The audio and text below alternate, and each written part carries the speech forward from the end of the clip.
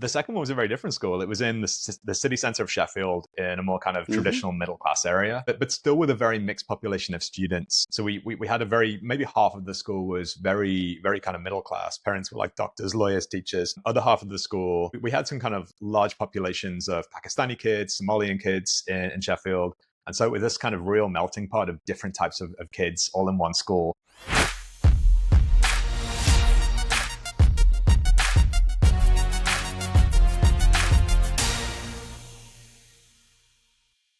Hey, this is William Tincup and Ryan Leary. You are listening, hopefully watching, Inside the C-Suite podcast. We got James on today. James is originally from the UK, but he lives in San Francisco and has for close to a decade now. James, would you do us a favor and introduce yourself? Yep. Hey guys, excited to be with you today and to have the chat with you both. Yeah, my name's James Cross. As William said, originally from the UK, moved to the US back in 2017 and have lived it here in San Francisco, which I now call home, and have a long history of experience in the learning and online development space. And really just the thing that drives me is using technology to enhance people's potential and unlock potential. And that's really been kind of the theme of my career. And so that's what I'm working on today. So excited to chat. Now, you go all the way back to e-learning. Absolutely. The old days of like LMSs and Adobe Captivate and all of that good stuff. Okay. Yep. Yeah. So CLOs, you got all the baggage. Great. He was selling Britannica encyclopedias. Yeah, 100%. He's just learning through and through. So tell us about your current company. What do you have going on there? So today I'm co-founder of an early stage, seed stage startup called Tenor, Tenor, and we're an AI platform for leadership development. And we're aiming to use AI to make every manager more effective at large companies through voice simulations, through AI coaching, and a bunch of other different pieces we're building on the roadmap right now. A super exciting time, and it's good to be back to kind of building early stage. It's a fascinating space. Yeah. For me, I think we see so many startups today in this space. How and I know we're going to get into your story, and I think this kind of maybe plays into it. How do you get into this space now today and be different than the others? Yeah, really good question. Great question. Yeah, I think talking about the learning space today, I think as we think about AI, everybody agrees that the whole space is going to be completely disrupted and completely kind of changed and transformed. Right. I personally don't think that looks like just building more monolithic LMSs with AI baked in. Right. When we thought about this, we thought it looks much more like very specific kind of vertical use cases for very specific parts of the workforce, whether it's like frontline workers, managers, sales folks. And that's why we decided to really, really focus and focus on how we could make managers better. And like one thing I love about this space right now is that the technology is so new. It's really a level playing field. So you've got lots of startups like us that are innovating and moving quickly. Then you've got some kind of incumbent, kind of larger providers that are also playing with the technology. But we're all really at the same kind of level playing field. I think we've got the same technologies to build with. Sometimes we're actually able to move a little faster than some of the bigger players in the space. And so that's what makes it kind of really exciting, and probably more exciting than any other kind of technology transformation inflection point that we've seen. Well, the last one that I remember was LMSs kind of moving from compliance and doing all of that stuff and syndicating content or making their own content to micro content. And that was a big, in that space for those people, the training and development, that was a big shift because, that was usually the classroom, we're going to watch a video and then we're going to do this, take a test, all that stuff. And no, we need 3-minute videos because people they don't have time for that. They're, blah, blah, blah. And so that shift, I mean, we lost some people in that shift because they knew how to do this one thing. And I remember being at a couple of ATDs and people were still trying to wrestle with the idea of, I need to get this longer form content, but the audience has shifted and they won't consume the longer form content. And so now I see, okay, throw all that out the window. So now where does AI play? And again, what does the audience need? From a learning perspective, you're talking about managers and leaders. What do they need? When do they need it? How do they need it? And I don't have an answer for any of that. I remember that chasm being pretty difficult for the training and development world. And like one thing I love about AI that's kind of just unique to this inflection point is like there are things that we know work really well, but just don't scale. So things like one-to-one coaching for executives, which very few people are able to get because it's expensive, it's intensive.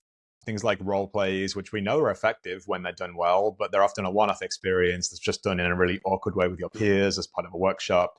Maybe kind of personalized nudges and just having like I one example is I used to have like an amazing HRBP who was like a true partner to me. He knew my development as a leader. He knew my skills, he knew my team, he knew the business, and he was able to just be a true partner and guide to me. And it's rare in your career you have one of those people. And I think there are opportunities to bring that kind of support to every manager and everybody at a company. So that's the thing I love about AI. It just takes the stuff that we know works really well and just suddenly makes it available to everybody at like zero marginal cost, which I kind of. So James, let's learn a little bit about you. People that listen to this show and watch the show, they're aspiring to be doing what you're doing, or kind of climbing along their career, similar to or in a way that you have. So take us back a little bit. What was the big dream that you wanted coming out of school? So I think coming out of school and throughout my whole childhood, I always wanted to be a teacher. I love the idea that you could make an intervention or be part of somebody's life in a way that kind of changes their life from that point onwards. And I was always kind of in love with that idea. So when I left school, I went to study music. So I went and did a classical music degree because I didn't really know what I wanted to do. I was very musical, played piano, was really into like electronic music production, and decided to Cool. kind of go do something that I loved and figure out the rest later. And Yeah. I remember like people telling me at the time that was a mistake. I remember my geography teacher said to me, "Hey, you're never going to be Elton John, so there's no point in going to study music. You should go study." Just kill the dream. Jeez. Yep. I want to be Haven't Joy even Division. graduated yet. I don't want to be Elton John. I want to, yeah. At Ryan, they call college in the UK, they call it university. They call it university. Yeah, I know. But he's in the States. He's in San Francisco, so we he's can use that. assimilated. We He's can been use here that 7 years. vernacular. You're right. You're right. You're right. I'm like you're an right. awkward mix of British and American at He's- this point. Yeah. 7 years is long enough to become a citizen, so we're 100%. going to claim it. I became a citizen 2 months back, so I officially Well, I was able to vote this year. So that felt good to be officially be a citizen. congratulations. So it is officially Wow. college. There we go. So it's kidding. I'm just kidding. Hey, I need to go back before we go back to the back because I want to explore classical music with you for just a second. But before I do that, how you at Tenor look at skills? Because so much of leadership and managers and things like that, the skills they're moving so fast, they're decaying fast. What's your take on kind of skills and learning? What's your bit there? Yeah, really good question. I think obviously there's so much noise about skills right now, and it seems to be it's been like a hot topic for a few years. One thing I've seen is lots of companies investing really heavily in skills infrastructure because they know it's something they should be investing in. So they'll spend a lot of money on taxonomies and infrastructure. What I haven't seen so much, aside from things like talent marketplaces, is the application of those skills in the real world and like the real world impact of those investments. So one thing we think a lot about at Tenor is how can we kind of take skills that we know managers need to be gaining and actually give them opportunities to practice and build those in the real world using AI to do that. So we think a lot about that last mile and connecting that skills infrastructure companies have invested in to actual real world impact and helping people in their kind of day-to-day world. Thank you, because I was so dark. I've been so dark on skills because I see it as another competency model kind of wave of like, we're going to get really, really hot. We're going to hire, fire, promote. Everything's going to be based on a competency model, only to find out that like 3 people in the world use competency models in that way. And so when the skills wave kind of came, I'm like, I've seen this shit before. I don't need to see this again. But I really, really like what you're doing in terms of that last mile and putting people in the scenarios and situations and all that other stuff to then learn the skill that they actually need to learn.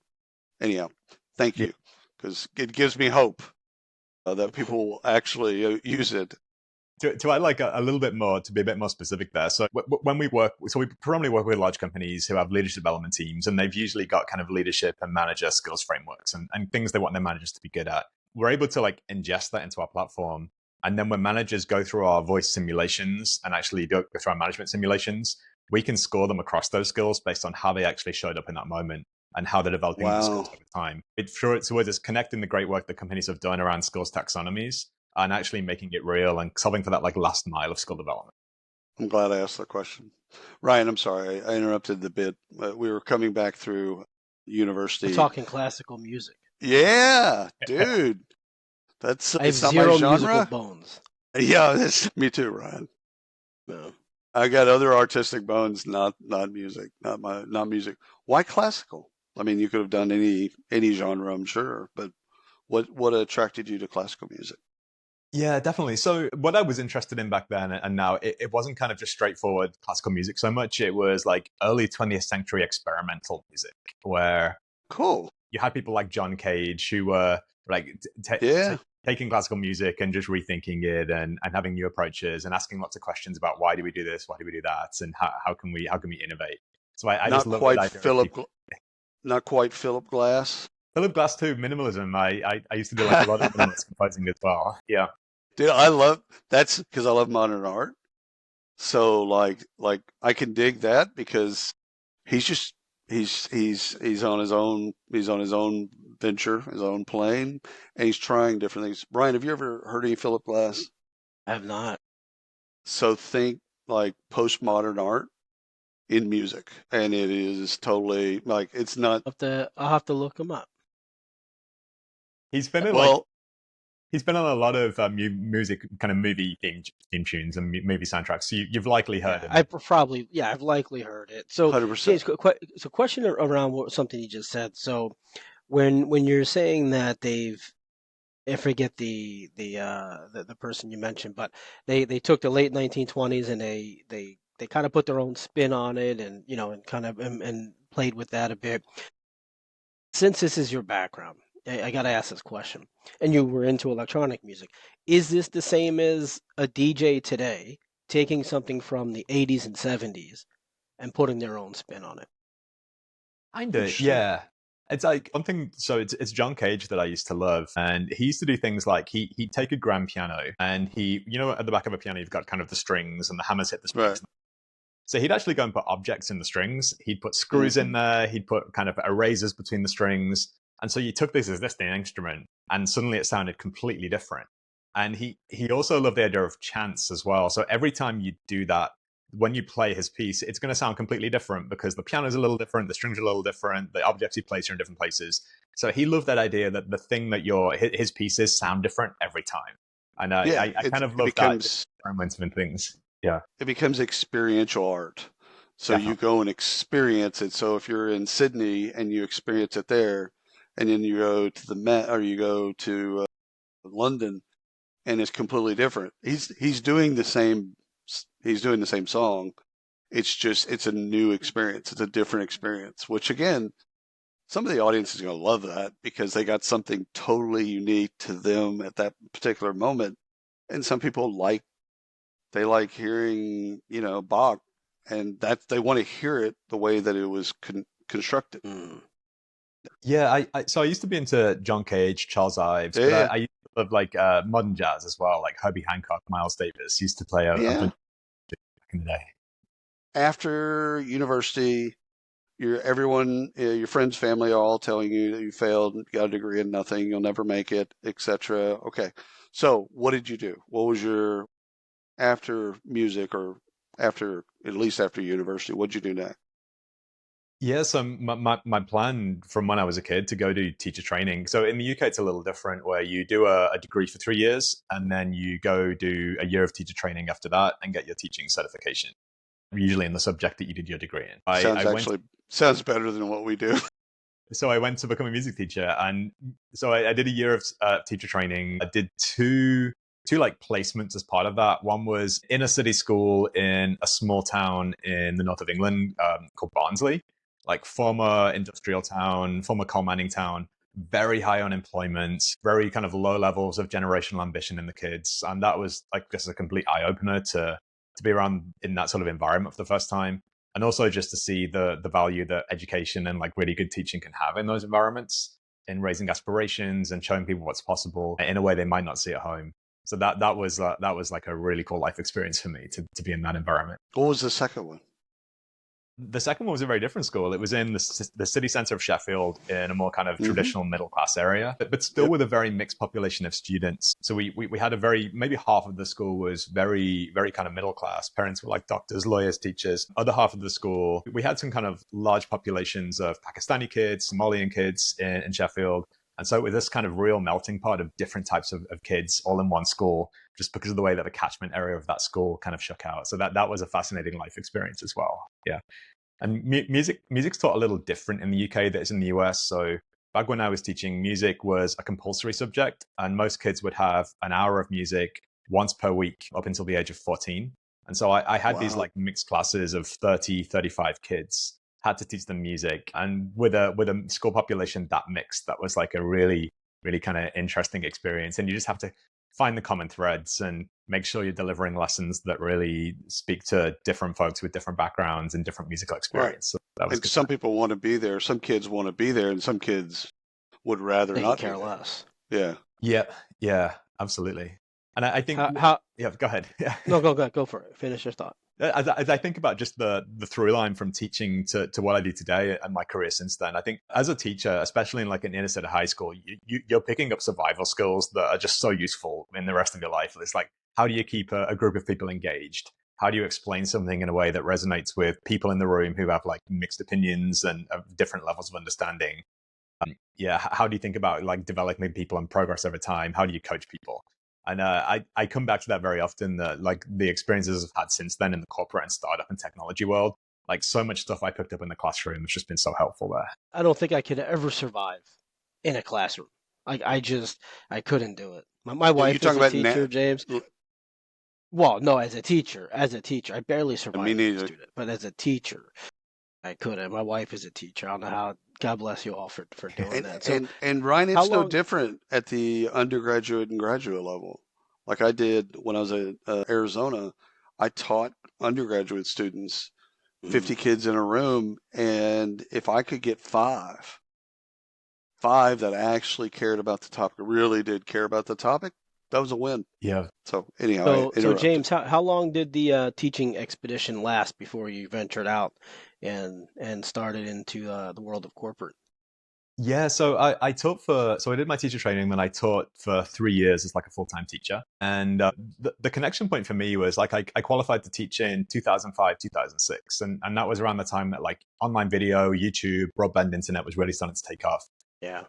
And music is one of those classroom topics where like video works really well. You can record students playing, you can then watch it back with them, upload it online.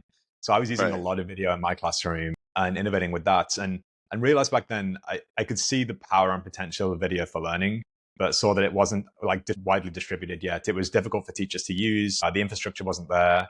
Like you couldn't really use public sites like YouTube for content with students. You needed it to be secure, integrated with the school systems. So I started doing like a lot of writing, a lot of thinking about how to use video effectively in the classroom, and then started kind of consulting with other schools to help them use video.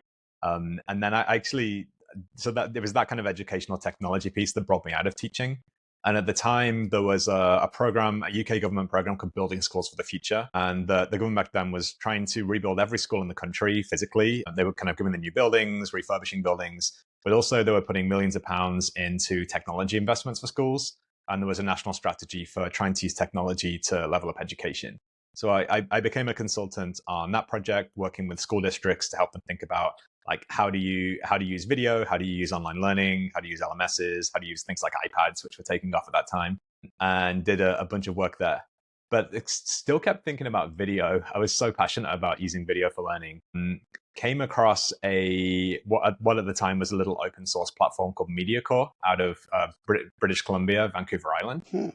And this was an open source platform that essentially let anybody create their own kind of open source YouTube that they could host themselves on cloud infrastructure and then securely deliver video. So I got to know Stuart, the founder of the consultancy that built that. He was thinking about like turning that into a vertical SaaS company. And he was thinking about education, healthcare, a few different areas where that could be useful. And here I was like an educator in the UK using his software with my kids and also helping other schools use his software. So I got to know the team over in Canada, and they decided to go raise some seed funding. And I was one of the founding team members of MediaCore, the kind of the SaaS version of that. Soon after, then moved to Canada to go be part of that team. And that was really, it was that through line of like video for learning that really took me from the classroom to working in a startup. I love that. Was ASU GSV, was that around where they talked about ed tech? And there was an ed tech conference. Was that around at the time? Absolutely. Yeah. I've been to ASU GSV a couple times, and other conferences like Educause and a few others. Yeah, So yeah. yeah.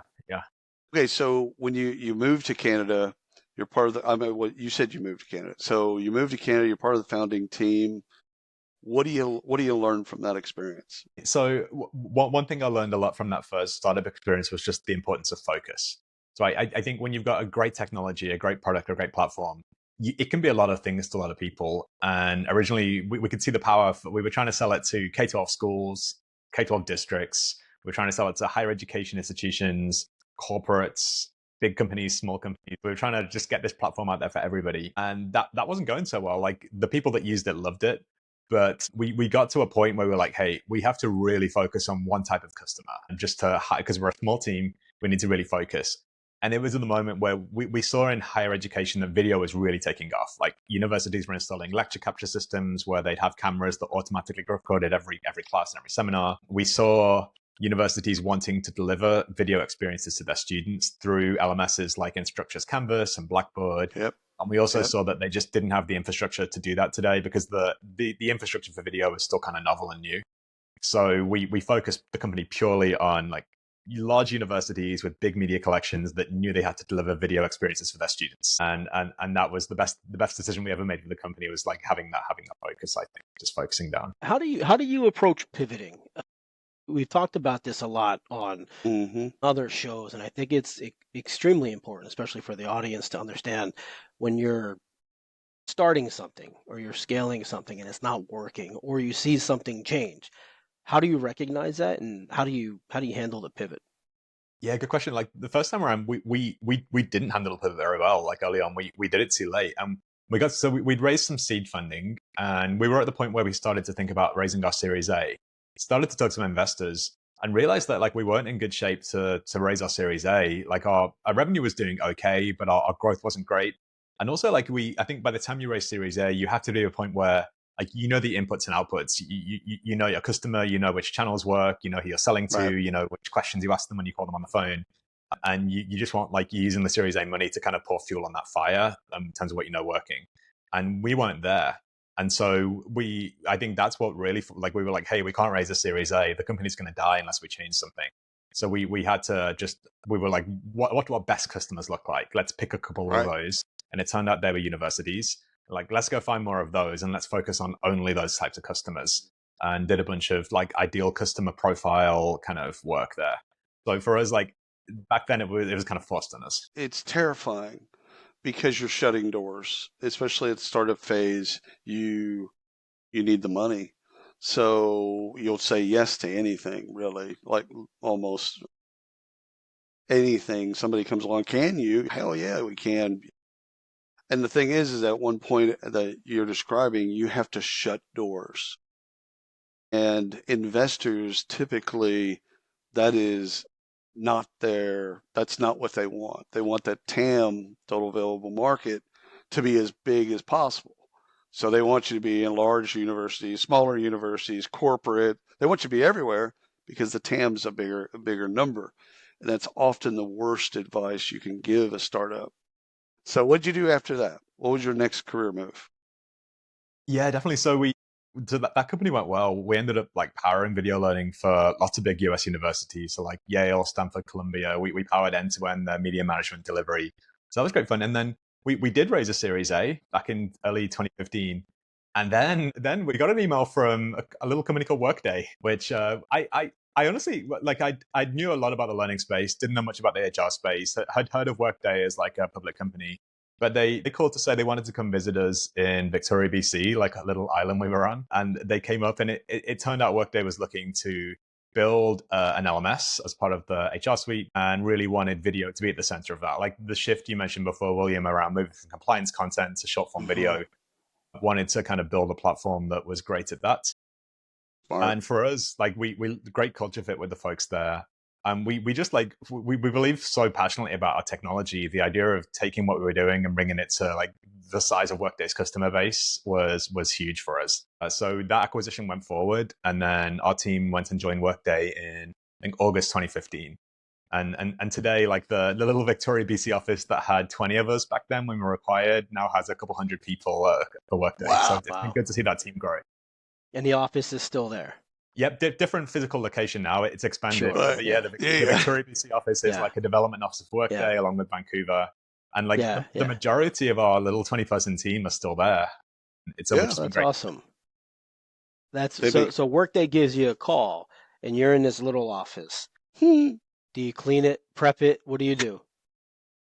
Do you like, oh my God, guys, Workday's coming? Do you clean it up, throw some balloons in there, some flowers? Or do you just come as we are? We would just kind of come as we are. We had like a super nice little office. Our CEO's partner at the time was an interior designer, and she designed her office. So we had like a really nice space, a little office in Victoria. So those guys come to visit, and we just, I don't know, we just felt like an immediate cultural fit with those guys. So it just felt like a really good fit for us. They make wonderful acquisitions, like their corp dev team and the people on that side of the business. They know what they want. They go out and they go and select people, both the tech and the team, really, really well, probably better than anybody in the industry. Why did you leave? So I was at Workday for close to 9 years in total. Like, honestly, when I joined, I thought I was going to be there. I thought I was a startup guy. I thought I was going to be there for like 18 months and then leave. But I think when I joined, I was maybe employee number 5,500 or something. When I like Workday now is like 18,000 people. Yeah. And during that time, like I felt like every 12 to 18 months when a company's growing that fast and building new products, it's kind of like if you're ambitious and intellectually curious, you can have a new job every 18 months and jump into a cool new project. So that's what kind of kept me around for so long. Yeah. And then I can see that. I can see that. Yeah. Had a great time there. And then just increasingly, the itch was just getting stronger and stronger to get back to building. Yeah. So I was missing the startup days a little bit. And I took a sabbatical from Workday to do a little bit of travel and just kind of get some headspace and think about what was next. And increasingly was just getting the itch to get back to the startup space and back to building a small team and building a company. So it was just kind of feeling like it was the natural time to make that jump. What was different about this time versus the first time? So you've been acquired. Now you're here. You're ready. You're building again. What lessons did you learn the first time that you were able to leapfrog over? Great question. Yep. One of the big ones is, like I said before, just focus from day one. Yeah. So not trying to be all things to all people, even if your technology is really powerful and can have a big impact, just like focusing. Also, I think the importance of just building a great team. Like we did this back at MediaCore, and just the idea of the first hires you make, just being super intentional about culture, about making sure you have the right folks on the team, because they're the genesis for everything that comes after that. And also just learned a lot, I think, back at MediaCore about how you position and frame things to the market and how you talk about your product and how you talk about the value and articulate that. I think like the first time around you learn so much, but it takes a long time and you make so many mistakes along the way. And the second time around, you can kind of leapfrog a little bit of that. But I will say things have changed a little since like we were acquired in 2015. We were building the company from like 2013 to 15. A lot of the playbook has changed since then. So it's been fun for me to take what worked back then and also just kind of update my knowledge and learn about what's changed. What's similar to Ryan's question, but it's more on the Workday side. What did you take away from Workday? The experience that helps you now, building what you're building. What is that? Yeah, I think a lot of the culture of Workday we've kind of brought it to the new company. So like when we look at our core values as a really small company, they mirror lots of Workday's core values around like customers and employees first, doing right by customers, building. I remember David and Neil used to talk about like early in the early days, nice guys kicking ass. that we're going to kick ass and build a business that does really well, but we're going to do it in like in a good way as good people. I kind of love that idea. That's one of the main things. And also, when Workday built products, we always did it in lockstep with customers. We'd have like advisory councils, we'd have design partner groups. We'd really take customer feedback in as we built the products, and that's something we kind of learned as well. And the other thing is just Workday is like a marketing machine. They're from day one in terms of how they built the brand, how they built the kind of how their products are perceived, how it's marketed. I just learned so much about that as well during the time there. Yeah. I want to go back to the hiring conversation real quick. So, how do you approach that first hire? Let's say the first 2 or 3 hires. You said hire for intention and hire for culture, but how do you actually approach that? How do you find these people? You're not just going to LinkedIn. Is this a network? Is this introductions, or these people that you're watching in industry and handpicking? Yeah. So our first hires were a couple engineers, and they came purely through networks. So it was kind of friends of friends, people who could vouch for them. And they've worked out super well. We've ended up being quite a distributed team right now. We kind of didn't intend that, but we just found like amazing people who are in different places and have been able to bring them on board and build an asynchronous culture. But for those first hires, it was just opportunistically network introductions, and that's worked out. I'm good at strategy and ideas, so I need people around me who are good at execution and keeping the trains running on time, and really just driving execution, and who are kind of good at planning and super organized. I find I pair really well with those sorts of people generally. Ryan, who do you need to have around you? That's a good question. I need creative people around me. No, I'm kidding. I feel like I know where this conversation's going, James. We're gonna get off the call, and he's gonna say, "See, I can't do any work. I'm just gonna give you the ideas, and that's it. That's what's gonna happen." So thank you. Appreciate it. The idea is only as good as the execution. So you can have great ideas, but if you don't have the execution, either yourself or the team around you, who cares about the idea? It's a tree in the forest that fell. Because I've never actually thought about that. Like, who do I need to have around me? I think I like, for me, I need people that I can go on thought experiments with, that I could run an idea into and then just work it through, and then go away and I can do whatever. But I need that. I think that's why you use ChatGPT so much now. Is because we're friends. We've got to have an unhealthy relationship, me and my friend. Fair enough. We do. So one of the questions I wanted to ask you is, we have a friend that does have a coaching platform in New York. It's called Pilot.coach. But the bit is he's not looking at the leaders per se. He's looking at the emerging leaders. So who's next? And I'm fascinated with that because it's that succession without saying succession. Because succession sounds like a bad word for some folks. So with Tenor, you're looking at leaders, managers. Do you believe it'll go all the way down to employees? Like, do you feel like it's just going to go all across the organization, starting at a place? Yeah, I think we know that role plays are valuable for everybody, and role plays are really what our first product does today. I don't know. So part of it is just focus. We're trying not to be all things to all people, but we do see the value. Right. Like I think, like I had this opportunity to report to some like amazing mentors during my time at Workday, especially when I was like leading organizations. When you've got a manager who's like seasoned and they've seen it all before, so like anything I saw that I was like, how do I deal with this? So my manager at the time had seen everything before and a million times and could just kind of tell me. And he was able to do that because he'd just been a manager for a long time and had got the reps in and had seen it all before. And I think with things like AI role plays, I think we can start to accelerate that process for earlier career leaders, where they can work with AI characters and they can have performance conversations and deal with difficult characters and kind of get the reps in a way that's like safe and secure and simulated.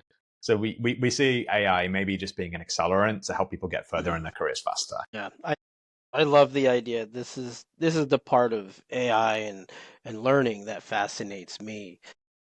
So James, we've been down your whole career, right? I'm sure we could talk for days on this. Final question on my side. You've experienced a long career. You've been through startups, in the corporate, back into now building another startup, but you don't get there by accident, right? So you've been through school, you were told why music, all of that. You've experienced all of this now. What do you tell your younger self? If you could go back and tell your younger self, what's the advice you give that person? Great question. Yeah, it's probably just sometimes it's okay to just kind of to not know, and sometimes when you see a promising thread, just to pull on it and see where it goes. For me, that thread happened to be like video learning, just because Right. that was taking off around the time I was starting my career. But I think it's just like be opportunistic when a thread comes up that you think could be interesting and something pulls you towards it. Just pull on that thread and lean into it and see where it goes. I love that. That's just great advice. The last thing for me, and this has been wonderful, James, the world of kind of, I've told people this, and first of all, it's probably a lie, so I'll own that. But during a recession, the things that usually don't get cut are payroll technology, benefits technology, and anything related to high potentials or high performers. So they're not going to cut off their nose to spite their face. And those other technologies kind of make the business run, even if they have less employees.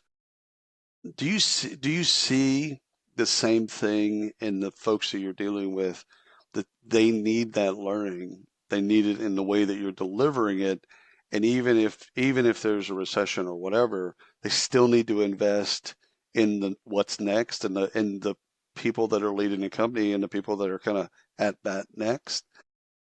Yeah, good question. Maybe two answers to that. They're a little different. The first is, I think, I spend every day speaking with leadership development leaders at large companies, and they're so focused on building their leadership bench, making sure that they've Right. good pipeline, good leaders in place, good succession planning, and they're looking to heavily invest there to make sure that that's the case. Also, I think you talked about things getting cut and when times get a little tough.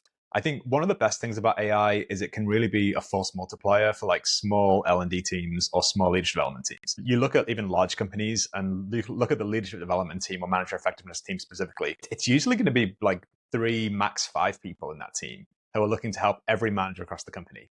And I think AI really helps those small teams to as a force multiplier and helps them like help people at scale. Well, that's Also, cool. sometimes we'll meet companies where they've just got to the point in their life cycle where they're starting to invest in leadership development. And they might have one person, and that one person's like, hey, it's just me. I need to help every manager across the company. I've got a couple hundred managers, and they're going to have to use technology to do that. So I think AI just lets us be a force multiplier in new ways. Yeah. Drops mic, walks off stage. That is so genius. You clone yourself. Oh, you can't do that? All right, AI. James, this has been wonderful. Thank you for carving out time for us. I know Ryan and I learned a lot, and I know the audience will love this as well. We appreciate you. Just thanks for being here.